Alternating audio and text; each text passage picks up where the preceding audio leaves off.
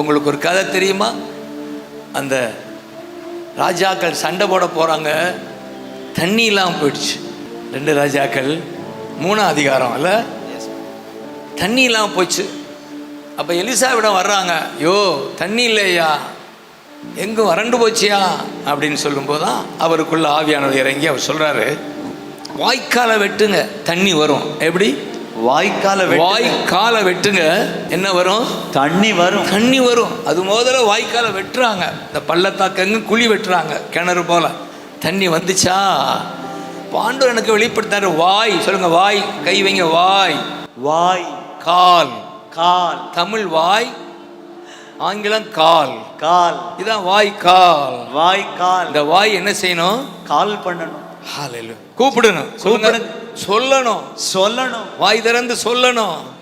வாய்க்கால வெட்டுவீங்களா? கைதட்டணும்.